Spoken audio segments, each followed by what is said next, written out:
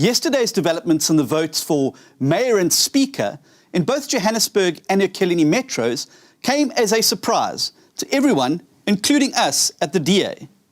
We didn't ask for help from the EFF to lead these governments, and we did not expect to leave these two meetings with two new DA mayors and both these metros' first ever female mayors. But the election of Dr. Mpopalatse and Tanya Campbell as the new mayors of Johannesburg and Ekurhuleni respectively signifies an incredible opportunity for these metros. Now, I know both these women well, and I can vouch for their character, their commitment, and their willingness to do whatever it takes to put the interests of the people first.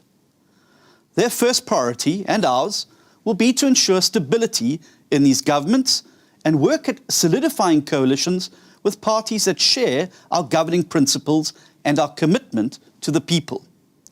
If we can get this right, today could be the start of a bright new chapter for these cities that are crying out for stable governance and better leadership.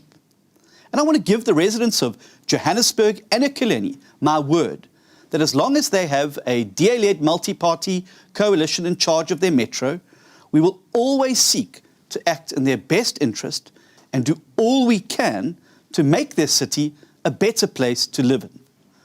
I want to reassure residents that there will be absolutely no compromise on our principles in order to stay in government.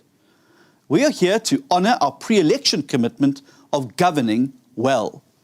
We're certainly not here to cling to power at all costs, and would sooner return to the opposition benches than give way to demands that are unrealistic, corrupt, or which would require us to govern badly.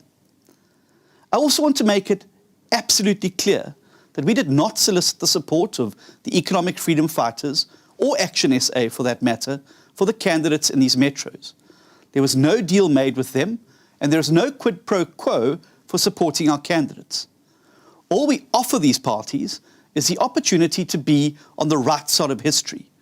In the coming days, we will put proposals on the table to end corruption, improve service delivery, and to attract investment to these cities in order to create the jobs that are essential to lifting people out of poverty. It will then be up to them to show whether they are interested in this agenda or not.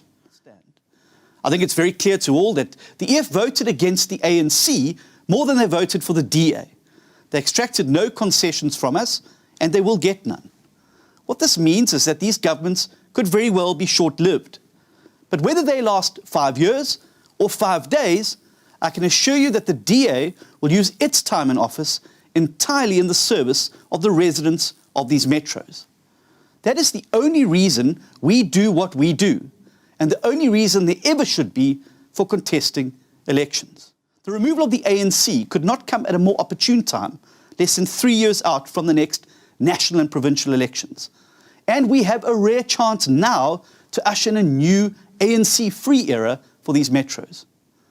But this is going to require maturity, cooperation, and a commitment to selfless service from all parties involved. This is not a game of political chess or checkers, as some have called it. This is about doing what's right by the people who live in these metros.